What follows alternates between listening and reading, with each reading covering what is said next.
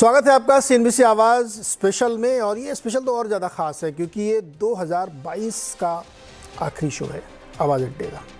अब 2023 में हम लोग प्रवेश कर जाएंगे, तो जैसा हमारा वादा है कि हर शुक्रवार को हम मार्केट पे ही सिर्फ बात करेंगे। तो पूरे साल हम लोगों ने बहुत सारे मार्केट की चर्चाएँ की, बहुत सारी चीज़ों को समझा, और सबसे अच्छी बात ये थी कि भारत का बाज़ार दुनिया में इतनी उथल पुथल के बावजूद हमारे जो सेंसेक्स और निफ्टी हैं इन्होंने आउट परफॉर्म किया, पॉजिटिव रिटर्न दिए हैं 4.5%। ये एक बहुत ही अच्छी बात आप कह सकते हैं। इतनी चिंताएं, इतनी उठापटक और इतनी सब चीज़ों के बीच में, और इस बीच में दो बहुत कमाल की चीज़ें हुई हैं। एक कमाल की चीज़ ये हुई कि जो हमारे FIIs ने हैं उन्होंने पूरे साल में 2.25 लाख करोड़ की बिकवाली की। आप सोच के देखिए, 2.75 लाख करोड़ की बिकवाली की है। लेकिन DI पीछे नहीं थे, इन्होंने इतनी खरीदारी की, 2,74,432 करोड़ की खरीदारी की, यानी जवाबी हमला किया इनके ऊपर, और इसीलिए हमारे मार्केट में दिक्कत नहीं आई और हम लोग मजबूती के साथ खड़े रहे। एक और बहुत दिलचस्प फैक्टर आपको बताता हूँ। पूरे 2022 में 248 ट्रेडिंग सेशंस थे, जिसमें से 124 ट्रेडिंग सेशंस में निफ्टी ग्रीन में था और 124 सेशंस में रेड में था।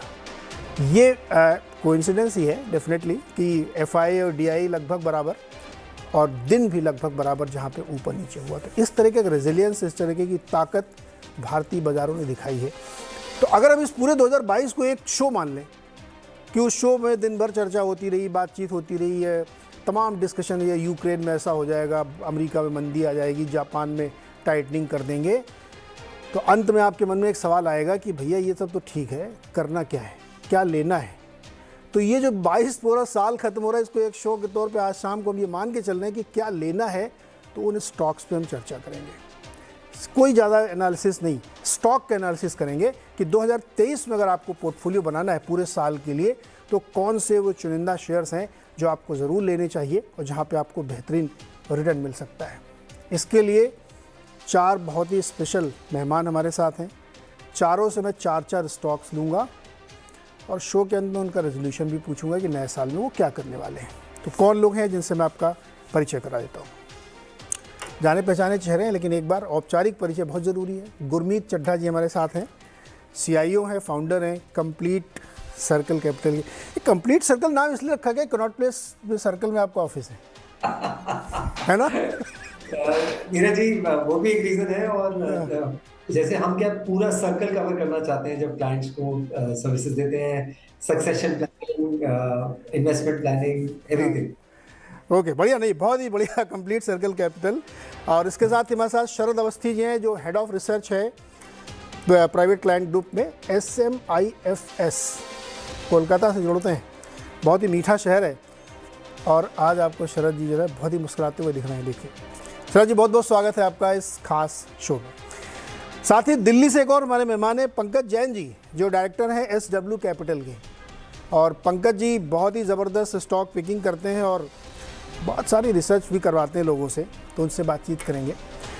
चौथे हमारे मेहमान हैं नवाबों के शहर लखनऊ से मानस जायसवाल।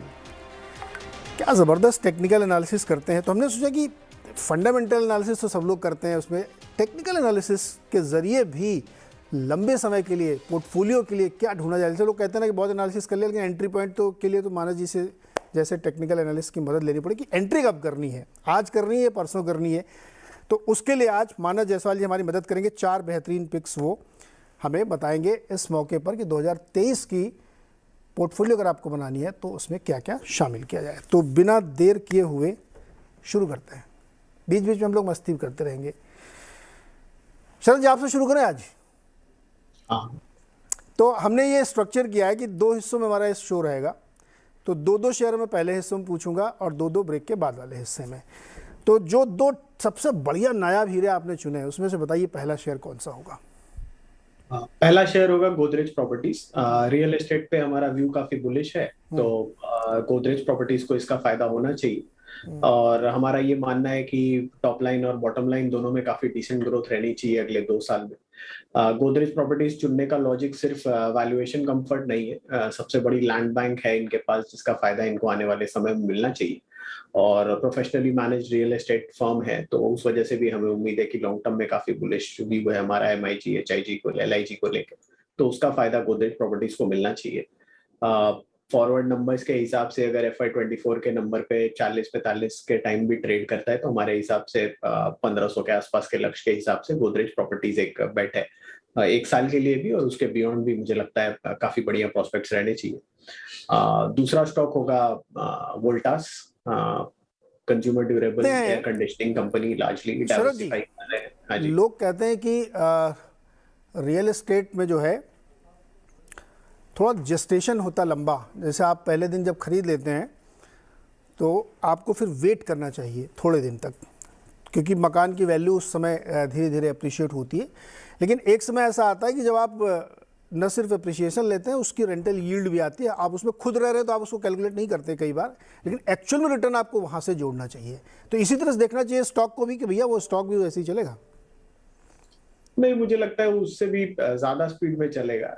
उस स्टॉक, ऐसे स्टॉक्स में तो यूजुअली आपको क्या, जो रियल एस्टेट आप खरीदते हैं वहां आपको होल्डिंग काफी टाइम की रखनी पड़ती है और एक 8-9 साल का जैसा साइकिल रहता है जिसमें रियल एस्टेट एक बूम में परफॉर्म करता है, उसके बाद typical supply demand scenario peak out करता है और उसके बाद आपको वापस से रिटर्न आती है।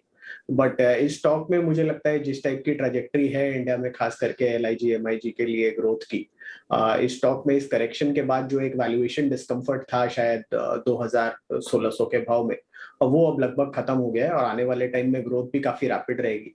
तो जैसे जैसे नंबर्स आते हैं मुझे लगता है काफी स्टीप रन अप देखने को मिल सकता है। ओके, बड़े महंगे मकान बिक रहे हैं इस बार। गुरमीत जी, आपके शहर दिल्ली में इस साल 30% रियल एस्टेट के दाम बढ़े हैं, हाईएस्ट पूरे देश में। ऐसा क्या है भैया दिल्ली में? मुंबई में नहीं बढ़े इतने दाम। मेरे जी डेटा छुपाता भी उतना है जितना बताता है। दिल्ली में काफी रियल एस्टेट का डाउनटर्न रहा है बहुत साल। दाम बढ़े नहीं, इनफैक्ट अच्छे एरियाज में साउथ दिल्ली, वेस्ट दिल्ली में 20-30% का करेक्शन हुआ था पीक पे, और 6-7 साल से प्राइसेस बहुत स्टैग्नेंट रहे हैं। और थोड़ा सा कोविड के बाद मुझे लगता है एक थोड़ा सा बड़े मकान का 2 बेडरूम वाला 3 बेडरूम से जाना चाहता है, जिनका किराए पे वो अपना घर चाहते हैं। तो एक कोविड लेट थोड़ा सा इनिशियल था, बीच पे इंटरेस्ट रेट भी काफी लो थे, हमने देखा 7% से कम पे लोन की ब्याज दर थी। तो कॉम्बिनेशन ऑफ फैक्टर्स था जिससे बढ़े। बट अभी भी अगर आप 7-8 साल के एवरेज निकालेंगे तो फिक्स इनकम वाला रिटर्न मिलेंगे। हाँ, अच्छा शरद जी, दूसरा स्टॉक आपने वोल्टास का नाम लिया था। वोल्टास क्यों? अब तो जाड़ा चल रहा है, ठंड आ गई है। साल भर जाड़ा नहीं चलने वाला। पहले यही बात कर रहे थे ना कि महीने 1.5 महीने में खत्म हो जाएगा। ग्लोबल वार्मिंग ज्यादा परसिस्टेंट थीम है ठंड से। Yes, I agree. एक डिग्री के आसपास लोग अनुमान लगाते हैं कि 8-10 सालों में बढ़ जाएगा एवरेज टेम्परेचर। यस, और नॉर्थ इंडिया वालों को ये तकलीफ ज्यादा होगी। हम लोग को तो फिर भी कलकत्ता बॉम्बे को इतनी ज्यादा तकलीफ नहीं होती है, टेम्परेचर्स मॉडरेट रहते हैं दोनों साइड पे। तो हमारा ये मानना है कि ये डिमांड लगातार बढ़ेगी, इंडस्ट्रियल साइड पे भी बहुत तेजी से बढ़नी चाहिए। वोल्टास हमें लगता है ये एक डिसेंट प्ले है इस सेगमेंट को प्ले करने के लिए। अर्निंग्स में अगले साल हम ये उम्मीद कर रहे हैं कि 30 रुपए के आसपास की जैसी अर्निंग्स कंपनी रिपोर्ट कर सकती है और 40 का मल्टीपल आसानी से मिलेगा 1200 के लक्ष्य के हिसाब से वोल्टास। और हमें लगता है जो करेंसी वाली पीकिंग आउट एक थ्योरी है जो हम 2023 के लिए एक्सपेक्ट कर रहे हैं, क्योंकि इंडियन रुपी वैसा डॉलर के अगेंस्ट में स्ट्रेंथन नहीं हुआ है। जैसे जैसे वो स्ट्रेंथन होता है वो भी कंज्यूमर ड्यूरेबल्स के लिए काफी पॉजिटिव रहना चाहिए। और लॉन्ग टर्म में एयर कंडीशनिंग के डिमांड में सबसे ज्यादा ग्रोथ इंडिया में आनी चाहिए, तो उसका फायदा भी वोल्टास को मिलना चाहिए। एक बात तुझसे तो मैं सहमत हूँ कि आजकल जो है ना AC जो है पूरे 12 महीने चलता है लोगों के घर में, क्योंकि वाकई गर्मी बहुत ज़्यादा बढ़ गई है। सर्दी तो मुश्किल से 40-45 दिन की होती है। अभी आजकल गुरमीत जी और पंकज जी बहुत परेशान हो गए, बहुत ठंडी हुई, जनवरी ख़त्म होते होते AC चलाने लगेंगे, है ना पंकज जी? यही होता है ना आपके दिल्ली में? बिल्कुल नीरज जी, बट मज़ा भी खूब आता है। आई थिंक जैसे अभी हम थोड़ी देर पहले डिस्कस कर रहे थे, एक 30 से 40 दिन की पीक समर्स और 30 से 40 दिन की पीक विंटर्स वो थोड़ा परेशान करती है, but it's a very lively weather. और हम तो पुराने दिल्ली रहने वाले हैं, अब आदत पड़ गई है। सो आई थिंक विंटर्स में ज़्यादा मज़ा आता है, समर्स में थोड़ी तंग हो जाती है। बट जैसा कि वोल्टास स्क्रिप्ट की बात हो रही थी, आई थिंक वोल्टास को शायद पीक समर्स में ज़्यादा मज़ा आता होगा। But all in all we are enjoying this weather और अच्छा लगता है, क्योंकि थोड़े समय की बात होती है। एक्चुअली दोनों ही स्टॉक जो वोल्टास और गोदरेज प्रॉपर्टीज़ हैं, ये हमारे आपकी डेली रूटीन ज़िंदगी से जुड़े हुए और इनकी स्केलेबिलिटी जो मैं हमेशा देखता हूँ कि स्टॉक कितना स्केल अप कर सकता है इसका बिजनेस, तो अनलिमिटेड है। ना तो घर खरीदने की इच्छा और ज़रूरत कम होगी और ना ही मौसम की मार, इसलिए दोनों स्टॉक्स के लिए स्केलेबिलिटी बहुत अच्छी है और जो मैनेजमेंट की बैंडविड्थ है, जो पेडिग्री है, उसमें तो कोई क्वेश्चन हो ही नहीं सकता है। तो पंकज जी आपका ही बता दिया, आपके 2 स्टॉक कौन से होंगे? नीरज जी, एक तो जो मैंने आज चारों स्टॉक्स चूज किए हैं 2+2, चारों ही नॉन निफ्टी स्टॉक्स हैं। मैंने सोचा कि थोड़ा सा डिफरेंट, थोड़े से ऑफ बीट स्टॉक्स लिए जाएं। और जैसे हमारी डिस्कशन चल रही थी, आई थिंक जो मेरे भी दोनों स्टॉक्स होंगे, जैसे अभी हम प्रॉपर्टी लैंड बैंक की बात कर रहे थे, पहला स्टॉक मेरा डीएलएफ लिमिटेड है, बीइंग फ्रॉम दिल्ली, और जिस तरह का हम रुझान यहाँ देख रहे हैं एनसीआर में, दिल्ली में, और जिस तरह की एक traction, DLF being the largest real estate company in India, काफी अच्छा काम कर रही है। और पिछले अगर हम 4-5 क्वार्टर की बात करें, results have been pretty positive, optimistic results रहे हैं। बहुत सीरियस डेट कटिंग हो गई है कंपनी की। एग्जैक्ट फिगर्स मेरे पास नहीं है, बट जो इनके पीक डेट होते थे आज से 2-3 साल पहले 24 से 25 हजार करोड़ रुपए, उससे डेट 5,000 करोड़ से भी कम आ गया है। और जिस तरह की अब पेंटअप डिमांड आ रही है एक लग्जरी हाउसिंग में, लग्जरी अपार्टमेंट्स में, लग्जरी फ्लोर्स में, जो कि एक फोटे है डीएलएफ का, they are doing exceedingly well. और जो इनके लॉन्चेस हुए हैं पिछले 2-3 क्वार्टर्स में, they have been lapped by the users, consumers, investors very rapidly, और बहुत अच्छी ट्रैक्शन इनको मिल रही है, प्रॉफिटेबिलिटी अच्छी है, अच्छे रेट्स पे माल बेच रहे हैं। और जो एक कमर्शियल स्पेस जो कि इनका एक और फोटे है, जो कि आज से 1-1.5 साल पहले तक बहुत अच्छा नहीं कर रहा था, उसमें भी अब काफी सीरियस डिमांड आ गई है। नॉट टू फॉरगेट कि काफी सीरियस लैंड बैंक है इनके पास और बहुत नीचे वैल्यूएशंस पे है। And their track record on delivery has been very strong. कहीं भी ठीक है, थोड़ी बहुत डिलेज बेशक हुई हो, बट कहीं भी ऐसा नहीं है कि डिलीवरी कमिटमेंट या ये डिलीवर ना कर पाए हो। So I think all in all, I think DLF as a company is doing exceedingly well today. और आने वाले अगर हम 3-4 क्वार्टर की बात करें, वर्ष 2023 की बात करें, तो मेरे को लगता है यहां से अच्छा एक पॉजिटिव 20 से 30% का रिटर्न हम एक्सपेक्ट कर सकते हैं। 400-410 पे हम देख रहे हैं कि बार बार एक सप्लाई आ रही है और स्टॉक थोड़ा सा नीचे करेक्ट होता है, मार्केट कंडीशंस भी थोड़ी सी करेक्टिव होती है, but I think it's a matter of time कि स्टॉक कन्विंसिंगली क्रॉसेस 400 रुपीज और उसके आगे जाए।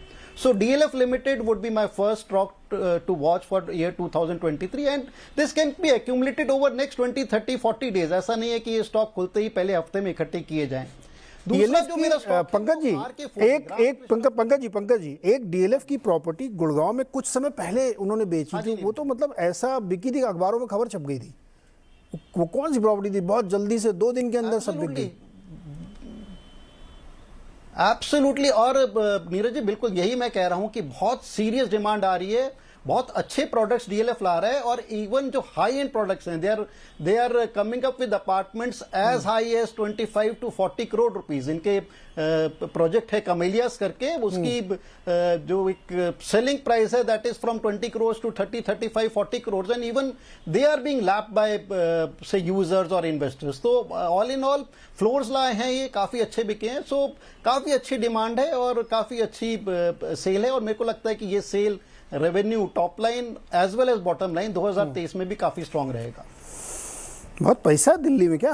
जहां तक दूसरे महंगे फ्लैट लोग खरीद रहे हैं। सॉरी, बहुत पैसा लग रहा है दिल्ली में इतना। मैं अजय एक चीज बताइए, एक मैं छोटा सर्वे करता हूँ। नहीं, I think Neeraj ji, I think people are following footsteps of Mumbai में तो 50 से 100 करोड़ रुपए तक के फ्लैट्स होंगे। नहीं, मुझे एक छोटा सर्वे करना है। मानस जी आप बताइए, लखनऊ में अगर एक 2 BHK फ्लैट लेना है, नॉट अल्ट्रा लग्जरी, ठीक ठाक फ्लैट, कितने का मिलेगा? ठीक ठाक इलाका, गोमती नगर में या आपके वृंदावन इलाके में कहीं पे भी कितने का मिलेगा? देखिए, आज जो प्राइस चल रहा है, अगर हम गोमती नगर या तो इस एरिया की बात करें, तो शायद 75 लाख या तो 85 लाख के बीच में 2 BHK मिल जाएगा। पंकज जी, दिल्ली में मतलब वो एक्स्ट्रा वाला छोड़ दीजिए, एवरेज दिल्ली या नोएडा, गुड़गांव में देखो, एक तो नीरज जी जो हम बात कर रहे थे, जो एक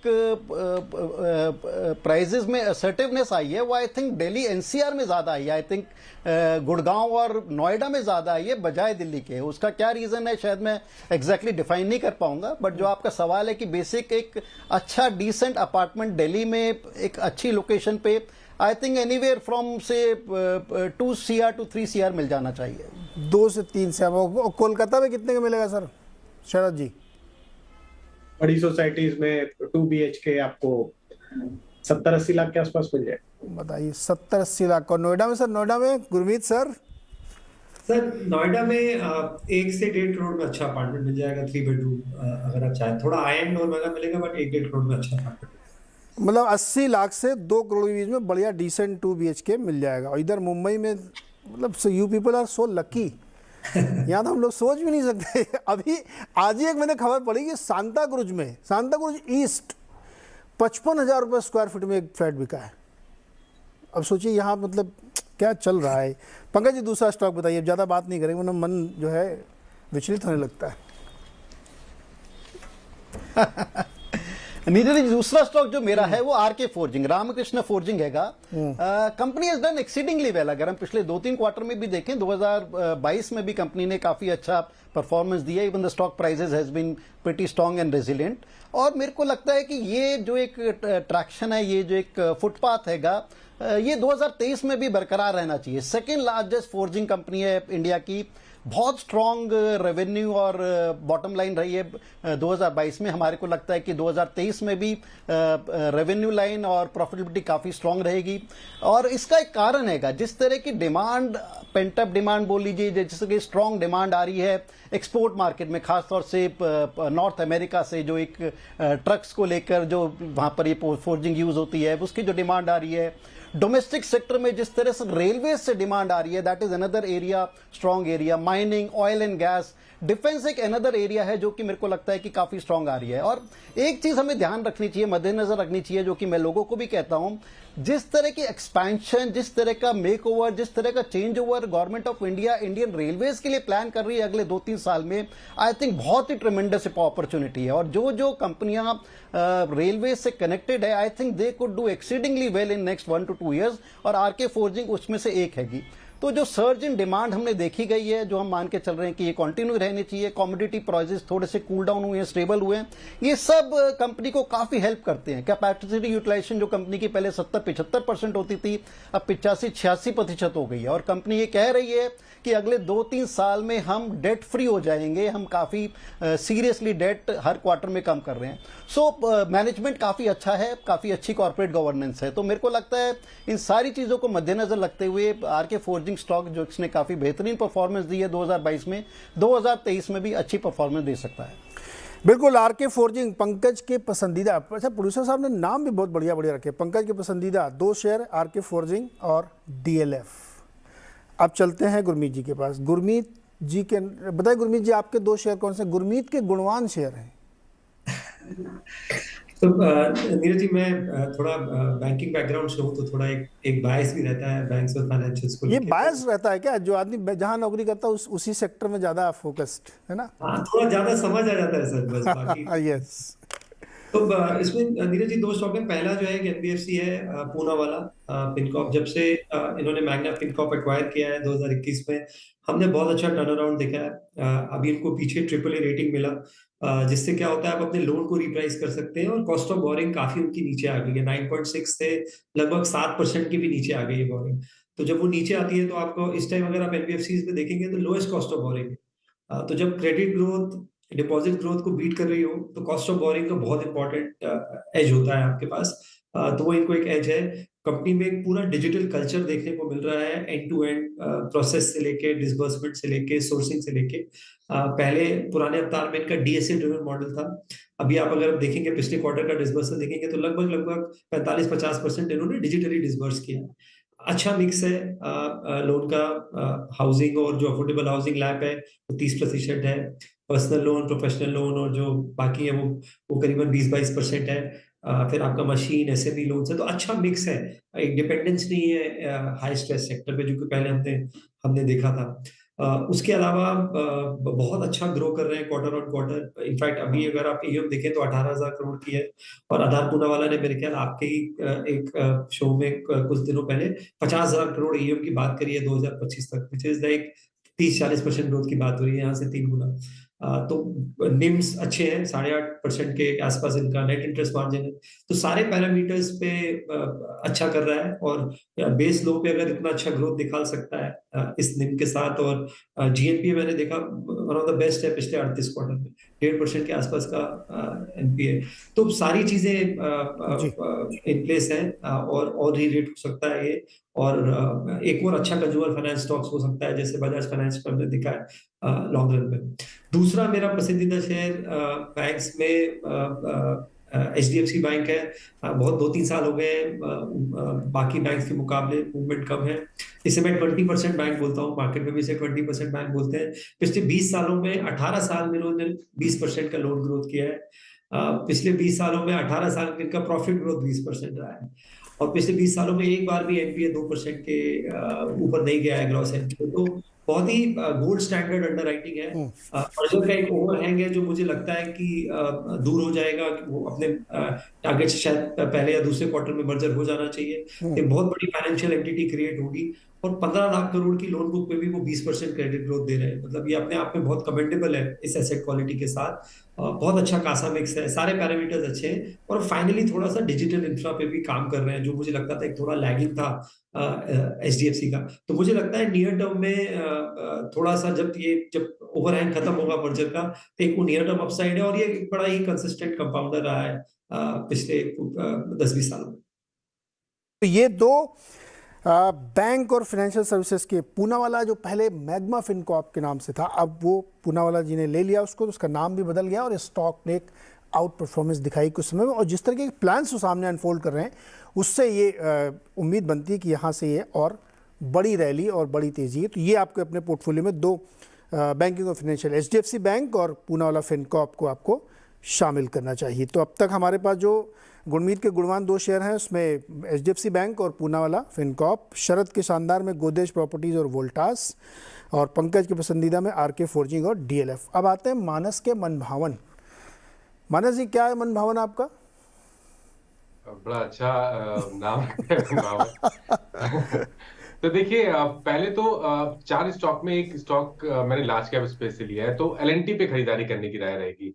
और LNT के परफॉर्मेंस को देखिए, अगर आप पूरे पिछले 15 साल 16 साल देख लीजिए, तो LNT ने कभी भी निराश नहीं किया, कभी भी कोई गिरावट देखने को मिली है, करेक्शन मार्केट में देखने को मिला है। और अगर LNT में किसी भी निवेशक ने निवेश किया है तो उसको कहीं ना कहीं एक बढ़िया रिटर्न एक साल या तो 15 मंथ में जरूर मिले हैं।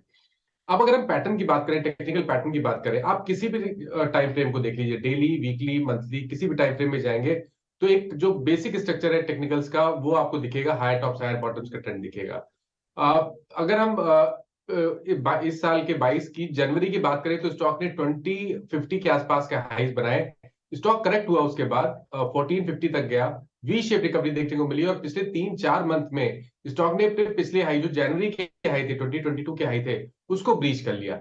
अब अगर हम ईयर टू ईयर देखें तो अब वैसे तो लगता है कि आपने एक बहुत बड़ी रैली देख ली है 1500 से लेकर 2100 तक, लेकिन अगर हम ईयर टू ईयर देखें तो इस जो पिछला साल था 2022 था, वो एक बहुत बहुत आम साल था LNT के लिए। 10% के रिटर्न्स थे, बहुत ज्यादा मूव नहीं देखने को मिला। लेकिन मूव अब स्टार्ट होगा क्योंकि स्टॉक ने एक ब्रेकआउट दिया है, और जिस तरह का ब्रेकआउट है, जिस तरह के वॉल्यूम डेवलप होना शुरू हुए हैं, उसको देख के लग रहा है कि अब यहाँ से आपको 600-700 पॉइंट्स रुपए की रैली तो जरूर देखने को मिलेगी। टेक्निकली अगर हम एक टारगेट सेट करें तो वो 2700 रुपए के रहेंगे, और मेरा एक बेसिक सा स्टॉप लॉस जितने चारों स्टॉक है उसमें ये रहा है कि 200 डे मूविंग एवरेज ध्यान रखिए, क्योंकि जब तक 200 डे मूविंग एवरेज के ऊपर स्टॉक ट्रेड करता रहेगा, ये हर गिरावट पे खरीदारी करने जैसे स्टॉक होंगे, चारों की मैं बात कर रहा हूँ। जरूरी नहीं कि कल आप मंडे को मार्केट ओपन है और आप LNT में खरीदारी कर रहे, पूरी अपना जो इन्वेस्टमेंट है पूरा निवेश कर ले। थोड़ी क्वांटिटी, अभी कभी कोई करेक्शन देखने को मिले तो थोड़ा और क्वांटिटी ऐड करिए, और जब तक ये 1844 के ऊपर ट्रेड करता रहेगा तो 1844 आपका स्टॉप लॉस रहेगा। उसके ऊपर जब तक ट्रेड करता रहेगा, हर गिरावट में खरीदारी करिए, और अल्टीमेटली मेरा समझना ये है कि शायद 2700 रुपए तक के टारगेट आपको अगले साल 2023 में LNT में देखने को मिल जाएंगे। तो पहला स्टॉक है आपका LNT, दूसरा स्टॉक कौन सा है आपका? अब देखिए दूसरे स्टॉक की मैं बात करूं तो दूसरा स्टॉक बैंकिंग स्पेस से है और जिस तरह अगर आप कंपेयर करिए, अगर पीएसयू बैंक में हम बात करें तो स्टेट बैंक ऑफ इंडिया ने एक बहुत अच्छा परफॉर्मेंस दिया। उसके बाद फिर हमने प्राइवेट बैंक जो पीएसयू के छोटे बैंक थे वहां पर हमने रैली देखी, वहां पर काफी बाइंग इंटरेस्ट देखने को मिला। लेकिन हम लोग जब प्राइवेट बैंकिंग की बात करते हैं तो हम लोग एचडीएफसी की बात कर लेते हैं, आईसीआईसी की बात कर लेते हैं, एक्सिस की बात कर लेते हैं। लेकिन हम लोग कभी भी छोटे प्राइवेट बैंकिंग की बात बहुत एग्रेशन से नहीं करते हैं। पिछले करीब अगर आप 3 से 4 मंथ देख लीजिए तो प्राइवेट बैंकिंग में छोटे जो बैंक है वहां पर बहुत ही बढ़िया परफॉर्मेंस देखने को मिला है। चाहे वो फेडरल बैंक हो या तो आरबीएल बैंक की बात कर लीजिए, बंधन बैंक ने तो अब रिवर्सल के कुछ साइन दिखाए हैं, सिटी यूनियन बैंक की बात कर लीजिए, ये तो छोटे प्राइवेट बैंकिंग नेम्स हैं। अब कहीं ना कहीं मेरे को लगता है कि बैंकिंग में अगर आपको अब निवेश करना है तो जो छोटे बैंकिंग है, छोटे प्राइवेट बैंकिंग है, वहां पे जरूर ध्यान दीजिए। और उसमें सबसे मेरा फेवरेट इस टाइम के लिए तो फेडरल बैंक ही रहेगा। फेडरल बैंक के पैटर्न अगर आप देखेंगे तो एक क्लियर कट ब्रेकआउट 130 रुपए के ऊपर लॉन्ग टर्म चार्ट्स पे देखने को मिला है और काफी इंटरेस्ट है, हर गिरावट में स्टॉक में खरीदारी हो रही है। मेरा समझना है कि इस ब्रेकआउट के बाद आपको फेडरल बैंक में टारगेट सेट करने हैं करीब करीब 200 रुपए के। 200 रुपए के टारगेट के लिए आपको फेडरल बैंक में खरीदारी करनी है और स्टॉप लॉस वही रहेगा जैसे मैंने स्टार्टिंग में बोला कि 200 डे मूविंग एवरेज जो कि 140 रुपए के आसपास है, तो 139 का स्टॉप लॉस रखिए, हर गिरावट पे खरीदारी करिए फेडरल बैंक में और 200 रुपए के टारगेट सेट करिए। परफेक्ट। अच्छा, हमने मानस आपके साथ ही शायद शुरू किया था क्यूके, है ना, क्विक नॉलेज, कि जो बीच बीच में आप लोग एक ना जार्गन छोड़ देते हैं तो मेरे दर्शक कंफ्यूज हो जाते हैं, तो वो क्विक नॉलेज लेता रहता हूँ बीच बीच में। ये जो आप चूंकि टेक्निकल के साथ लॉन्ग टर्म के लिए हम पोर्टफोलियो बना रहे हैं, तो मुझे क्विक नॉलेज के तौर पे बताइए कि चार्ट में वो क्या चीज़ आप देखते हैं जिससे लंबे समय के लिए किसी स्टॉक को खरीदते हैं आप? ब्रेकआउट होता है, 200 डीएमए, आरएसआई, क्या ये सब मुझे नहीं पता, मैं तो ऐसे सुन के बता रहा हूँ आपसे। पहली चीज हमें देखनी है कि जो चार्ट है वो उसका स्ट्रक्चर क्या है।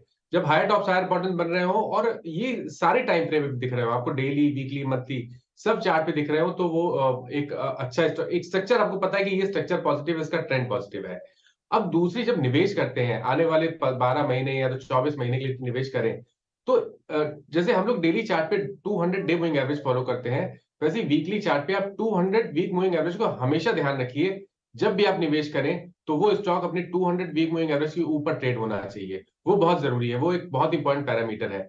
कभी भी जब आपको निवेश का डिसीजन लेना है, आज आपको खरीदारी करनी है, तो वो स्टॉक जो कि 200 मूविंग एवरेज ब्रेक करके अभी ऊपर ट्रेड कर रहे हैं तो वो सबसे बढ़िया होते हैं, वहां से आपको एक बहुत ही बढ़िया रैली देखने को मिल जाती है नॉर्मली।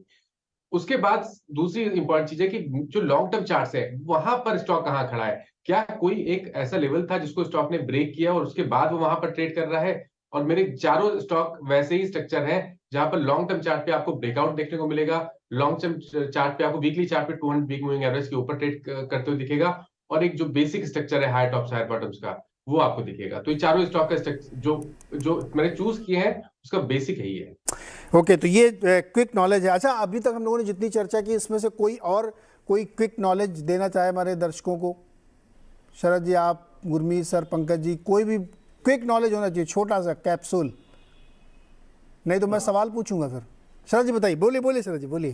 क्विक नॉलेज में ये होना चाहिए, मैं कल परसों आप लोग के किसी शो पे कर रहा था तो कुछ लोग बोल रहे थे 52 वीक लो के आसपास जो स्टॉक होता है वो लेते हैं, वो बिल्कुल भी लॉजिकल नहीं है, वैसा नहीं करना चाहिए। क्योंकि कोई स्टॉक अगर रेंज बाउंड है या उसके फंडामेंटल्स मटेरियली चेंज हो गए तो सिर्फ 52 वीक लो पे है इसलिए वो स्टॉक अच्छा है, ऐसा लॉजिक नहीं होना चाहिए।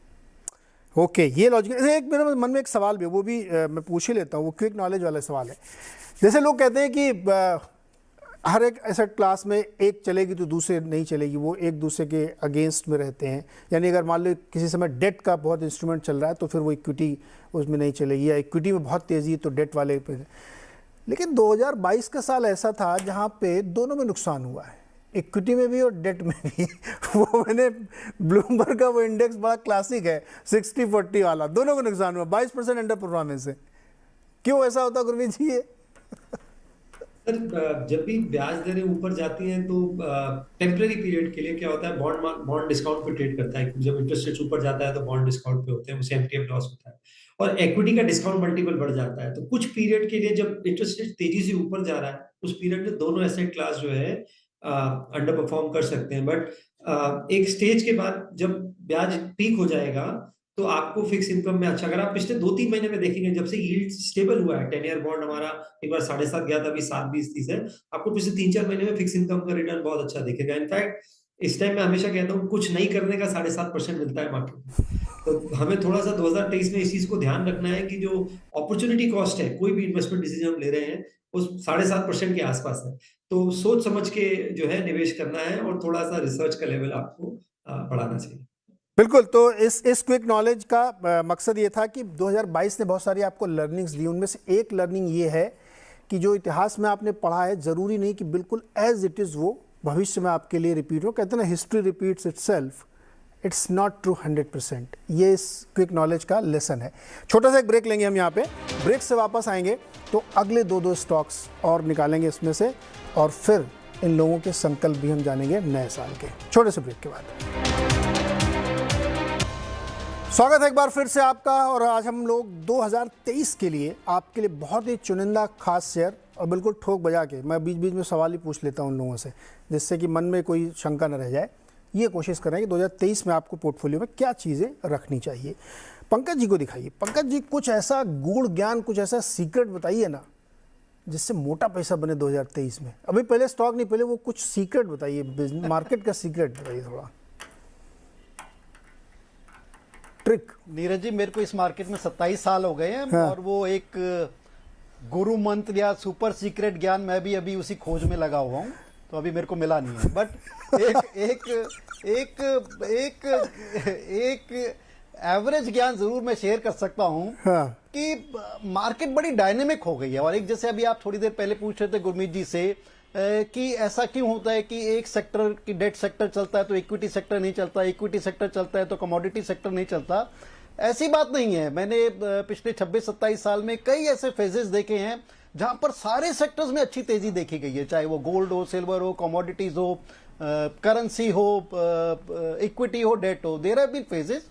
ठीक है, ऐसे फेजेस भी आते हैं जहां पर काफी लल पीरियड में चले जाते हैं। और जिस तरह का फेज हम आजकल देख रहे हैं कि डेट काफी स्ट्रांग होता जा रहा है, जो कि एवरेज यील्ड रिटर्न जो इंडियन मार्केट में 5.5% होते थे, अब क्लोजर टू 8% हो गए और शायद और आगे बढ़े। सो डेफिनेटली एक flow of money from equity to debt होता ही है। तो उस वजह से थोड़ा सा हो सकता है इक्विटी में रुझान थोड़ा सा कम हो, बट ऐसा कोई सुपर फॉर्मूला नहीं है, ऐसा कोई बिल्कुल थंब रूल नहीं है कि ऐसा होगा।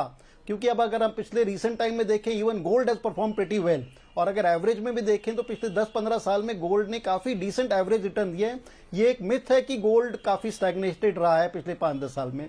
So all in all I think कोई ऐसा सुपर गुरु मंत्र या फॉर्मूला नहीं है कि इस फॉर्मूले से बिल्कुल बहुत हाई क्लास मनी बन जाएगा। बट एक चीज और जो मैंने देखी है, मार्केट काफी डायनेमिक हो गई है। और अब वो नहीं रहा कि you just by into a share and just leave well for next 5 to 10 years और आपका बहुत अच्छा पैसा बन जाएगा।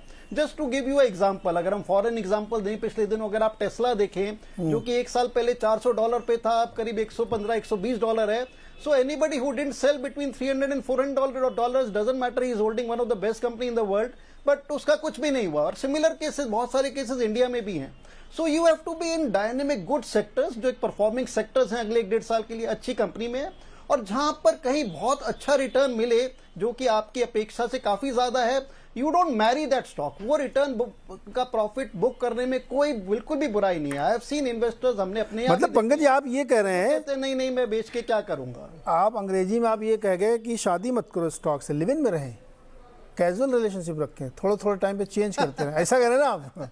नहीं, हम कह रहे हैं स्टॉक से प्यार करो, शादी मत करो, बट बिल्कुल ऐसे नहीं रहो कि अगले 50 साल तक मुझे छेड़ना ही नहीं है। अरे ये बात सही है आपने। देखिए ना, टेस्ला जैसे कुछ यहाँ भी धुरंधर लोग आए थे, 70% गिर के बैठे हुए हैं।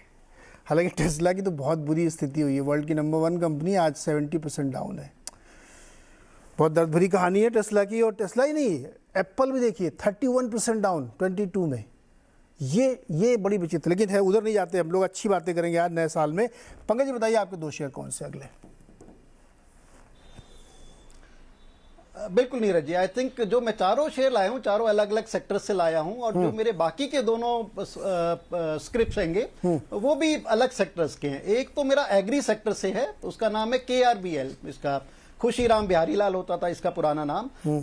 ये एग्री सेक्टर्स के one of the biggest companies हैंगे, जो राइस प्रोसेसिंग प्लांट्स हैं इनके, राइस के बाय प्रोडक्ट्स के सबसे बड़े इंडिया के प्लेयर हैंगे, और काफी अच्छे अच्छे ब्रांड हैं इनके, इंडिया गेट बासमती और काफी 4-5-6 ब्रांड्स हैं which are doing exceedingly well.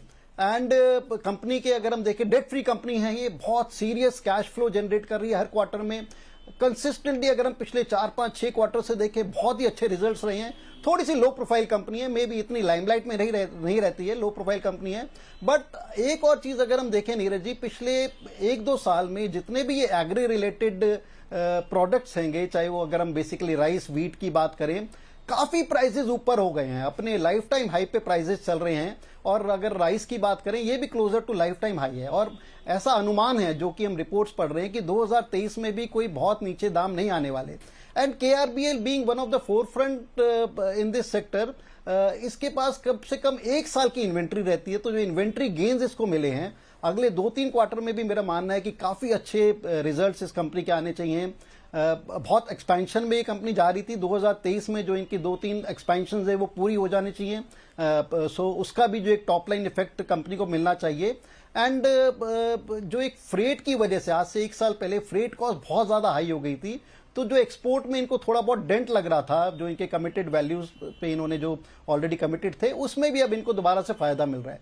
So all in all I think this company has done pretty well in last 1 year. और यहां से भी जो अब 380-390 का भाव है, मेरे को लगता है यहां से भी काफी कैपेबल है और ऊपर जाने के लिए। सो 2023 में मेरे को लगता है कि हर बिगर फॉल पे KRBL को एक्यूमुलेट किया जा सकता है और इसमें अच्छा रिटर्न मिलेगा। जो मेरी फोर्थ कंपनी हैगी, I think this is from another different sector, another beaten down sector, IT technology sector से है, जो कि आज के दिन बिल्कुल out of favour, out of flavour हुआ है। Nobody wants to accumulate this, but मेरा ये मानना है कि आने वाले 1-2 महीने के बाद technology should start doing well, और इसके अंदर जो बेहतरीन कंपनी है, चाहे वो स्मॉल कैप है, मिड कैप है, लार्ज कैप में, दे शुड डू वेल। तो हमने जो चीज चूज की है, persistent systems, I think this is one of the best mid cap technology company, जो कि एक प्रोडक्ट डेवलपमेंट में, सॉफ्टवेयर प्रोडक्ट डेवलपमेंट में, कस्टमाइज सॉफ्टवेयर प्रोडक्ट डेवलपमेंट में काफी अच्छा काम करती है। बहुत ही कंसिस्टेंट अच्छा मैनेजमेंट है इनका। अपने 80% रेवेन्यूज नॉर्थ अमेरिका से जनरेट करते हैं, 10% रेवेन्यूज यूरोप से जनरेट करते हैं, और 5 से 8% रेवेन्यूज ये भारतवर्ष से जनरेट करते हैं। एंड जो इनकी टॉप लाइन और बॉटम लाइन ग्रोथ रही है, काफी कंसिस्टेंट अच्छी ग्रोथ रही है। और जो इनकी प्रोजेक्शंस हैं, even in spite of that kind of turmoil IT is facing, काफी अच्छी प्रोजेक्शंस है। तो हम इस कंपनी को काफी ऊंचे स्तर पर रखते हैं, और हमारे को मानना है कि जो ये प्रॉमिस करते हैं उससे ज्यादा ही ये परफॉर्मेंस दिखाते हैं। So Persistent Systems would be our bet for 2023 in technology sector.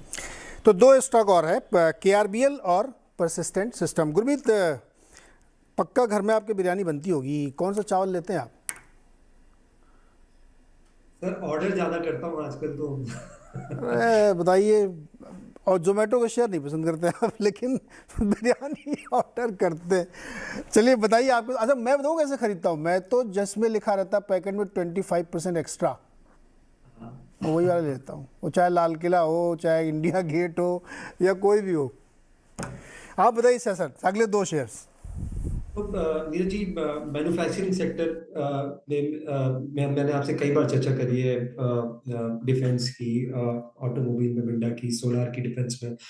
एक मैन्युफैक्चरिंग में हमें एक अपटिक दिख रही है इंडिया में, और मुझे लग रहा है अगले 3-4 साल बहुत अच्छे होने वाले हैं। तो उसमें एक उसका प्रॉक्सी प्ले इंडस्ट्रियल गैसेस का है, लिंडे इंडिया। इंडस्ट्रियल गैसेस उन्होंने अभी प्रैक्सर के साथ मर्जर किया है, तो 50% मार्केट शेयर हो गया है। इंडस्ट्रियल गैसेस में आपका नाइट्रोजन, ऑक्सीजन, हाइड्रोजन, ये सब आता है। फिर स्पेशलिटी गैसेस बनाते हैं, जिसमें आपका हीलियम, नियॉन, जो हाई प्योरिटी गैसेस जैसे हम बोलते हैं, और मेडिकल गैसेस बनाते हैं, जैसे मेडिकल ऑक्सीजन होता है।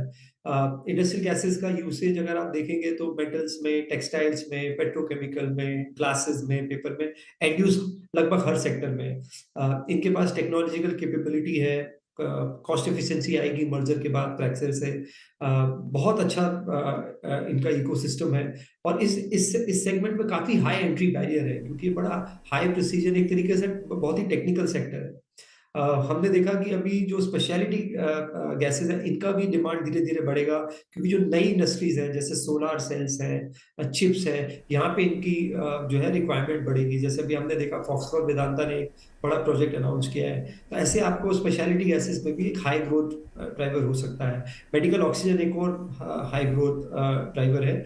इंडिया में मार्केट इंडस्ट्रियल गैसेस का पोटेंशियल जो है 20-25 हजार करोड़ का है, तो काफी पोटेंशियल है। वर्ल्ड मार्केट लगभग लगभग 95-96 बिलियन डॉलर का है, तो ये सेक्टर है जो बहुत फास्ट मूविंग सेक्टर है। वैल्यूएशन थोड़े से हाई साइड पे है, तो थोड़ा स्टैगर्ड अप्रोच करेंगे तो अच्छा होगा।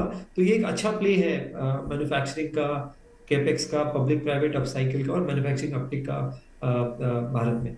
दूसरा जो मुझे शेयर अच्छा लगता है वो भारती एयरटेल अच्छा लगता है। उसके 3-4 कारण हैं। मुझे लगता है बहुत सालों बाद हमें भारती में 2-3 स्ट्रक्चरल चेंजेस देखने को मिल रहे हैं। पहला चेंज, आरपू जो एवरेज रेवेन्यू पर यूजर हम जिसे बोलते हैं, वो 300 की तरफ जाता दिख रहा है अगले 12-18 महीने में। 190 के आसपास लगभग पहुंच गया है। अभी उन्होंने 2 सर्कल्स में उड़ीसा हरियाणा में 99 का रिचार्ज जो है अभी डिसकंटिन्यू कर दिया है, तो वो एक्सपेरिमेंट कर रहे हैं। मिनिमम रिचार्ज अब 155 से है, तो इंटेंशन बहुत क्लियर है कंपनी का, जो उन्होंने अनाउंस भी है कि आरपू जो है वो बढ़ेगा। 4G मिक्स उनका बहुत अच्छा है, और मेट्रो और क्लास ए सर्कल में वो कंटिन्यूसली ग्रो कर रहे हैं, मार्केट शेयर गेन कर रहे हैं, तो उसका भी पॉजिटिव इम्पैक्ट आ रहा है। होम और एंटरप्राइज बिजनेस में बहुत अच्छा कर रहे हैं, तो उनका जो पूरा डिजिटल इकोसिस्टम है, मोबिलिटी है, होम एंटरप्राइज है, डिजिटल टीवी है, सब में हम जो है भारती बहुत अच्छा कर रहा है। और पहली बार अगले 2-3 सालों में जो उनका फ्री कैश फ्लो है, वो एनुअल जो पेमेंट करते हैं वो केपेक्स पे या जो स्पेक्ट्रम पेमेंट्स है उससे एक्सीड कर रहा है, मतलब डीलेवरेज करने की भी अच्छी खासी अपॉर्चुनिटी दिखती है। और एयरटेल पेमेंट बैंक पहला पेमेंट बैंक है, लोग भूल जाते हैं क्योंकि हम इतना ज्यादा पेटीएम और बाकी चीजें डिस्कस करते हैं। भारती को पहला पेमेंट बैंक लाइसेंस मिला था 2016 में, उसको वो मोनेटाइज करना चाहते हैं। एक्चुअली वो प्रॉफिटेबल है, वो पहला यूनिकॉर्न है पेमेंट में जो एक्चुअली प्रॉफिटेबल है। 1000 करोड़ के रेवेन्यू में 10-12 करोड़ का पैट करता है, तो उससे मुझे लगता है और थोड़ा सा रीरेटिंग होना चाहिए। तो भारती मेरा जो है एक और शेयर है जिसे मैं देखूं। बिल्कुल, भारती एयरटेल और लिंडे इंडिया, 2 और स्टॉक गुरमीत के गुणवान में जुड़े हैं। अब चलते हैं शरद जी के पास। शरद जी, अगले 2 स्टॉक्स आपके। हाँ जी, तो तीसरा स्टॉक होगा पावर ग्रिड। हमारा ये मानना है कि ट्रांसमिशन में खर्चा काफी ज्यादा करना पड़ेगा सरकार को, और पावर ग्रिड के कैपेक्स प्लान्स में से भी ये जाहिर होता है। ग्लोबली जैसे जैसे रिन्यूएबल एनर्जी में शिफ्ट हो रहा है, पावर को व्हील बैक और wheel to power sectors, power station करने के लिए काफी खर्च करने की जरूरत है। तो उसका फायदा पावर ग्रिड को भी होना चाहिए। 85% जो इंटरग्रिड है वो यही होल्ड करते हैं इंडिया में और यही मैनेज करते हैं। इनविड बनने के बाद से जो एसेट स्विच का भी काम है वो भी आसान हो गया है, तो बहुत ज्यादा बैलेंस शीट पे प्रेशर नहीं रहता है। तो हमारा ये मानना है कि अगले 2-4 सालों में लगातार जितना हम ट्रांसमिशन पे खर्चा करते आए हैं उसके कंपैरिजन में लगभग 30-40% ज्यादा हमको खर्च करना पड़ेगा। और जैसे जैसे रिन्यूएबल एनर्जी ट्रैक्शन पकड़ती है वैसे वैसे ये खर्च और तेजी से बढ़ेगा। और पावर ग्रिड में डिविडेंड यील्ड वगैरह भी काफी रोबस्ट है। तो हमारा ये मानना है कि 20-22 रुपए के आसपास की अर्निंग अगर कंजर्वेटिवली आती है बिना बहुत ज्यादा ग्रोथ पकड़े भी, तो भी ये सेंटिमेंट इंप्रूवमेंट के साथ साथ स्टॉक को ideally 15 time price to earning या 2 टाइम प्राइस टू बुक पे ट्रेड करना चाहिए। तो 290-300 रुपए के लक्ष्य के हिसाब से पावर ग्रिड हमें लगता है काफी बढ़िया बेट है यहाँ से लॉन्ग टर्म के लिए। और चौथा स्टॉक आपका? जी, और चौथा स्टॉक होगा डॉक्टर रेड्डीज। मैं काफी पॉजिटिव हूँ इस स्टॉक पे। जिस तरीके से कंपनी इंडिया बिजनेस पे फोकस कर रही है, उस कंपनी को बहुत ज्यादा फायदा उसमें से होना चाहिए। इंडिया बिजनेस में कंपैरेटिवली मार्जिन्स मच बेटर हैं, और यूएस बिजनेस में ऑलरेडी सारी फार्मा कंपनीज को स्लो डाउन देखने मिल रहा है। कंपनी की रिसेंट लॉन्चेस वगैरह की स्पीड और ट्रैजेक्टरी भी बढ़ गई है। जो पहले कंपनी लगभग 15-20 प्रोडक्ट्स लॉन्च करती थी सालाना, अभी जो ट्रैजेक्टरी है वो 35-40 प्रोडक्ट्स की है, और कंपनी उसको कंटिन्यू करनी चाहिए। हाई मार्जिन बिजनेसेस में कंपनी ऑलरेडी मूव इन कर रही है विद इन इंडिया भी और इंटरनेशनली भी, उसका भी फायदा मार्जिन में दिखना चाहिए। अगले साल हम उम्मीद कर रहे हैं अर्निंग करीब 240-45 के आसपास आनी चाहिए, और 20-25 का मल्टीपल कंपनी को आसानी से मिलना चाहिए। तो 6,000-6,200 के लक्ष्य के हिसाब से डॉक्टर रेड्डी है काफी बढ़िया बेट। डॉक्टर रेड्डीज और पावर ग्रिड, 2 और बेहतरीन पिक्स आपके पोर्टफोलियो के लिए तैयार हैं, जो कि शरद के शानदार शेयर हैं। अब बारी है मानस जी के मन भावन की। मानस जी, 2 और बाकी हैं आपके भी। तो देखिए कंस्ट्रक्शन हो गया और बैंकिंग हो गया और तीसरा सेक्टर है मेटल क्षेत्र। क्योंकि मेटल में अब अगर आप देखिए तो पिछले जब से चाइना ओपन हुआ है तब से अगर आप देखिए तो बहुत बाइंग इंटरेस्ट देखने को मिल रहा है। जेएसडब्ल्यू स्टील हो, टाटा स्टील हो और जितने मेटल काउंटर्स हो उन सबको अगर आप देखें तो सब में बाइंग इंटरेस्ट देखने को मिल रहा है। मेरी पसंद जो है वो जिंदल स्टील रहेगी। और देखिए जिंदल स्टील में अगर आप पिछले 2 साल देखेंगे तो आप कहेंगे 100 रुपए वाला 600 रुपए स्टॉक हो गया तो बहुत बड़ा मूव देखने को मिल गया। लेकिन अगर आप 12 साल देखेंगे, 15 साल देखेंगे तो यहाँ पर अंडर परफॉर्मेंस देखने को मिला है। ये स्टॉक अभी भी अपने 210 के हाई से दूर ट्रेड कर रहा है, वहां से भी 200 रुपए नीचे ट्रेड कर रहा है। और आप जितने मेटल काउंटर्स देख लीजिए वो अपने 2010 के हाई से काफी ऊपर ट्रेड कर रहे हैं, लेकिन यहाँ पर अंडर परफॉर्मेंस देखने को मिला था। लेकिन अब कहीं ना कहीं चार्ट पे क्योंकि एक ब्रेकआउट देखने को मिला है, क्योंकि हाई टॉप्स हायर बॉटम्स हर चार्ट पे दिख रहे, हर टाइम फ्रेम पे दिख रहे हैं, मेरा समझना है कि अब आपको यहाँ पर जो 2010 के हाईज है एटलीस्ट वो टेस्ट होते जरूर दिखेंगे। तो जिंदल स्टील में खरीदारी करिए, 800 रुपए की टारगेट सेट करिए और स्टॉप लॉस लगाइए 449 के, और करंट लेवल्स पे खरीदारी करिए। कभी कोई डिप मिले तो और क्वांटिटी में आप खरीदारी कर सकते हैं। ओके, करंट लेवल पे भी खरीदारी कर सकते हो। और यहाँ पे एक बहुत ही स्टैंडर्ड बात ये है कि ये चूंकि हम 2023 के लिए पोर्टफोलियो कंस्ट्रक्ट कर रहे हैं तो उसमें आप 1 तारीख को खरीदें, 3 तारीख को खरीदें या फरवरी में खरीदें, ये आपकी लिबर्टी है और ज़रूरी नहीं कि आप कब खरीदें। ये 2023 के लिए है, तो जब भी आपको समझ में आए, डिप में आए या आए तो उस हिसाब से जा सकते हैं। मानस कंटिन्यू करिए प्लीज़। अच्छा, मानस के साथ थोड़ी दिक्कत आ रही है, तो चलिए हम वापस एक बार शरद जी से एक सवाल पूछते हैं। शरद जी, ये जो पूरे मार्केट की हम लोग चर्चा कर रहे हैं, हमने आपके पिक्स ले लिए, मानस जी का एक बाकी है उसको भी हम लेंगे। क्या मार्केट में जब पोर्टफोलियो कंस्ट्रक्ट करने व्यक्ति जाता है या अपने स्टॉक में बनाता है तो उसको ये देखना चाहिए क्या कि एंट्री हमको इस समय करनी है, या अगर आप 3 साल 5 साल के लिए ले रहे हैं तो आप उसको एवरेज आउट करके ले लीजिए या वन टाइम ले लीजिए? आपके हिसाब से क्या बेस्ट स्ट्रेटजी होती है? जैसे किसी ने मुझे बताया था कि अगर आप लमसम पैसे वाले इरादे में हैं तो जब बहुत तेज़ी से गिरे तो लीजिए, वरना वेट करिए 2 महीने। ऐसा भी करना चाहिए क्या? बहुत ही क्विक जवाब दीजिएगा। मेरे हिसाब से देखिए वैल्यूएशन कंफर्ट देखना चाहिए रादर देन एक्यूट लेवल्स देखने के। अगर वैल्यूएशन में आपको मार्जिन ऑफ सेफ्टी दिख रहा है, जिस वैल्यूएशन बैंड में यूजुअली स्टॉक ट्रेड करता था उसके लोअर एंड पे मिल रहा है, तो यूजुअली बेटर पिक होती है। और उसमें ये भी दूसरी चीज देखनी चाहिए कि फ्यूचर ग्रोथ के हिसाब से जो पॉसिबल टारगेट्स आ रहे हैं उसमें अपसाइड कितनी है। अब किसी को 15% रिटर्न बहुत अच्छे लग सकते हैं और किसी को 40% सालाना भी कम लग सकते हैं, तो वो आपके एपेटाइट पे है कि आप खोज क्या रहे हैं। तो वैल्यूएशन मैटर करता है। शरद वापस आ गए हमारे साथ मानस जी। मानस जी बताइए। तो देखिए अपोलो टायर्स की मैं बात कर रहा था, क्योंकि स्टॉक ने एक ब्रेकआउट दिया लॉन्ग टर्म चार्ट पे 2018 के हाईज के ऊपर अब ट्रेड करने लगा है। इसलिए मेरा समझना है कि यहाँ पर देखिए फर्क नहीं पड़ेगा। अगर ईवी में भी आपको बहुत ईवी व्हीकल्स बिकने लगते हैं तो टायर तो आपको लगाने ही पड़ेंगे। तो अपोलो टायर में बिल्कुल खरीदारी करनी चाहिए करंट लेवल्स पे। 249 का आपको स्टॉप लॉस रखना है और मेरा समझना है कि कम से कम 500 रुपए तक के टारगेट्स आपको 2023 में देखने को मिल जाएंगे।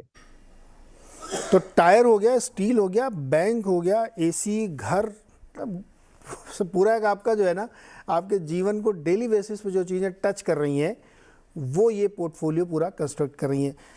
किसी ने मूवी से रिलेटेड कोई स्टॉक नहीं दिया। पीवीआर किसी को पसंद नहीं है?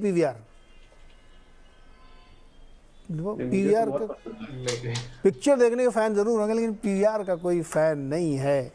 तो चलिए, ये आपके सामने 4 स्टॉक्स हमारे 4 मेहमानों ने बताया कि जो आप 2023 में अपने पोर्टफोलियो के लिए रख सकते हैं। अब बारी आती है कि भाई नया साल है तो सब लोग एक संकल्प लेते हैं, तो मैं एक एक करके जान लेता हूँ कि क्या क्या संकल्प लिए हैं। गुरमीत जी, आपका क्या संकल्प है 2023 के लिए? प्लेज क्या किया आपने? सर, फिटनेस पे थोड़ा और काम करना है। मैंने एक चीज़ अब रियलाइज़ की है कि बिना हेल्थ के वेल्थ का कोई फायदा नहीं है। हाँ।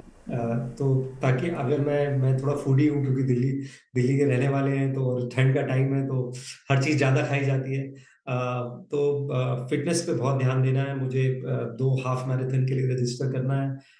मैं पिछले साल मैंने एक मैराथन करी थी, बट मुझे वापस से आना है, एक अच्छा एक वापस से टेनिस रिज्यूम करना है, एक स्पोर्ट पिकअप करना है, तो ये एक बहुत इंपॉर्टेंट प्लेज है। दूसरा, अपनी पैसिव इनकम, जो अल्टरनेट सोर्स ऑफ इनकम जिसे हम बोलते हैं लेजी इनकम है, उस पे और काम करना है। मैं करता आया हूँ और काम करता रहूंगा, और ये अब चॉइस नहीं है, ये ज़रूरत है। अगर अगर आप एक स्ट्रेस फ्री और अच्छी ज़िंदगी जीना चाहते हैं, तो ये रोज़-रोज़ का मार्केट ट्रैक करना जो है, ये भी सेहत के लिए हानिकारक हो सकता है। तो अगर आपकी एक अच्छी पैसिव इनकम बने और आप साथ, चाहे वो डिविडेंड के फॉर्म में हो, इंटरेस्ट इनकम के फॉर्म पे हो, उस पे एक मेरा ये 2 मेरे प्लेज रहेंगे। क्योंकि मैं मानता हूँ कि वेलनेस भी बहुत इक्वली इम्पोर्टेंट है, खाली एक्सआरआर और कैगर से कुछ नहीं होता है। इतने पैसे का क्या करेंगे गुरमीत जी आप, इतनी धनराशि इकट्ठा करके? सर, ट्रैवल करेंगे, खाएं-पिएंगे और अच्छा। ओके पंकज जी, दिल्ली क्या प्लेज है आपका?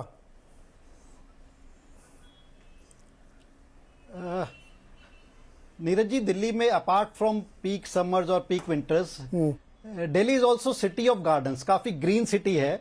और जो मेरे 2 प्लेज हैं लाइफस्टाइल रिलेटेड प्लेज हैं, पहला प्लेज ये है जो कि मैं काफी 70 से 80% तक अभी भी फॉलो कर रहा हूं, but I want to take it to closer to 90 to 100%, कि कम से कम 5 से 6 दिन या फिर कम से कम 6 से 7 घंटे पर वीक एक गार्डन में बिताए जाएं, जहां पर वॉक की जाए, जहां पर एक्सरसाइज की जाए, to remain fit. I think that is one of the pledges जो मेरे को लगता है कि उसको और क्लोजर टू 90 to 95% सक्सेस ले जाना चाहिए। और बहुत ही सुंदर सुंदर पार्क्स हैं यहाँ पर, अनेक पार्क में 7 दिन आप 7 पार्क में जा सकते हैं। बहुत अच्छे पार्क्स दिल्ली में दिल्ली गवर्नमेंट ने मेंटेन कर रखे हैं। So that is one pledge. Second जो प्लेज है, आज सुबह ही मैं आपका कार्यक्रम देख रहा था जिसमें आप मिठाई की काफी बात कर रहे थे कि हर 200 मीटर पे दिल्ली में एक एक्टिव अच्छी मिठाई की दुकान है। सो मेरा उससे एक अपोजिट प्लेस है कि कम से कम मिठाई और शुगर प्रोडक्ट्स या शुगर कंज्यूम करनी है 2023 में। Now we are at least I am +50, so I think that is very much desired कि कम से कम शुगर इनटेक हो। सो 2 प्लेज हैं कि कम से कम 6 से 7 घंटे पर वीक वर्जिश की जाए और कम से कम शुगर और एलाइड प्रोडक्ट्स की कंजम्पशन की जाए 2023 में। दिल्ली के 2 मेहमान ये कह रहे हैं कि उनको फिटनेस पे अच्छा, पिछले साल भी आपका यही प्लेस था क्या? लास्ट ईयर भी यही प्लेस किया था? नहीं, शुगर रिलेटेड प्लेस तो नहीं था नीरज जी, फिटनेस वाला था। जो एक exercise related fitness related place तो था। और मेरे को लगता है कि शायद 80 से 90% लोगों का लाइफस्टाइल रिलेटेड ये प्लेस होता है और होना भी चाहिए। अच्छा गुरमीत, आपका भी लास्ट ईयर यही था ना? आपको हमको तो कंसिस्टेंट, आप जो कि वो है ना कंसिस्टेंट वाले, कि वो सालों साल तो वही फिटनेस और वही पैसिव इनकम, यही था ना लास्ट ईयर भी? नहीं सर, इसके अलावा एक और गोल था कि एक अच्छा कैफे खोलना है, बट वो अभी हो नहीं पाया। स्टॉक मार्केट में काफी उलझा हुआ हूँ, बट एक अच्छा कैफे खोलना चाहता हूँ, कुछ जिसमें हम खाने पे अच्छी चर्चा करें, मार्केट की बाकी चीजों की। अरे जल्दी खोलिए सर, बहुत ज़रूरी है ये। वैसे दिल्ली के लिए ज़रूरी इसलिए भी है क्योंकि वो जो जिक्र कर रहे थे पंकज जी, उसके बारे में बता दूंगा कि हमारे मित्र सुमित ने एक रिसर्च की, ढूंढा कहीं से कि सबसे ज़्यादा मिठाई कहाँ खाई जाती है, तो दिल्ली वाले निकले इसमें। देश की कुल मिठाई का 10% दिल्ली में खाते हैं लोग। और नंबर 2 पे जो मुस्कुरा रहे हैं सैफरन शर्ट पहन के शरद जी, वो बंगाल के लोग हैं, कोलकाता के। शरद जी बताइए आपका क्या रेजोल्यूशन है? सेम है, ये जो डबल चिन और फैमिली पैक डेवलप हो रहा है, इसको 6 पैक में कन्वर्ट करना है। मतलब फिटनेस में ही फोकस होगा आपका भी? हाँ, बहुत ज्यादा, बहुत सेडेंटरी हो जाता है ना सारे दिन ये बैठने वाला काम, तो वो जरूरी होता जा रहा है। अच्छा, कुछ लोग कहते हैं जिम ज्वाइन करना जरूरी नहीं, केवल एडमिशन ले लीजिए काम हो जाता है। वो सिर्फ पैसे देने के लिए। हाँ मतलब अरे पैसे दे दिया आपने तो आपको चिंता हो गई कि पैसे लग गए, कोई काम नहीं होता फिर वो 6 पैक अपने आप बनेंगे। हाँ, नहीं बनते। नहीं बनते ना। मानस जी, आपने क्या सोचा? देखिए, शायद मैं जितने भी हमारे पैनलिस्ट हैं उनमें 1 साल आगे मैं चल रहा हूँ। अच्छा। क्योंकि मैंने लास्ट ईयर अपने हेल्थ पे बहुत काम किया। हाँ। मैंने वेट रिड्यूस किया, करीब 12-13 किलो वेट रिड्यूस किया। अरे वाह। मैंने शुगर छोड़ दी, मैंने पूरे साल शुगर नहीं खाई। हाँ। और बहुत सारी चीज, डाइट पे बहुत ध्यान दिया अपनी।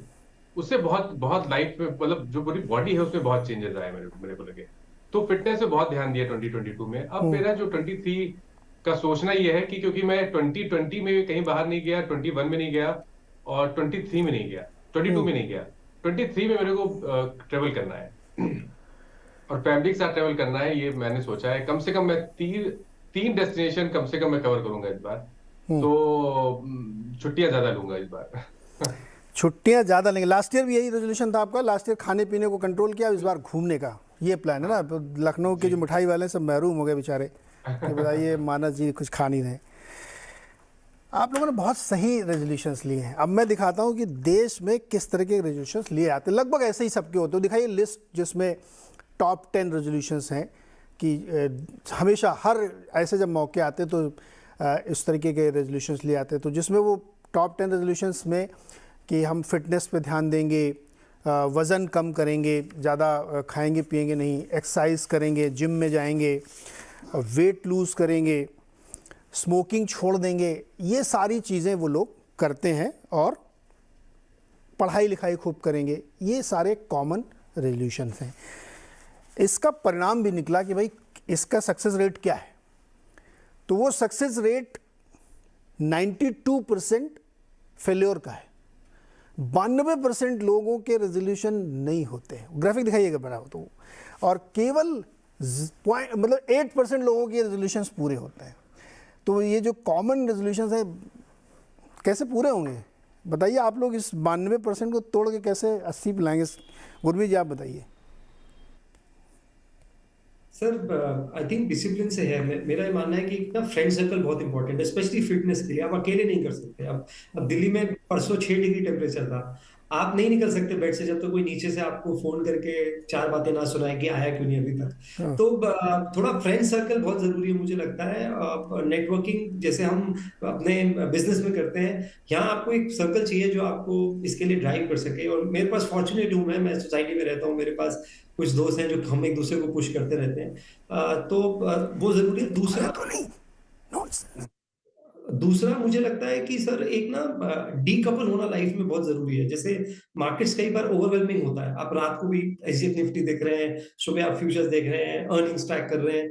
स्पोर्ट्स एक ऐसी चीज है जो आपको स्विच ऑफ कर देता है कुछ देर के लिए, तो उस चीज को आप एंजॉय करने लगते हैं। मैं उस चीज को थोड़ा एंजॉय करने लगा हूँ।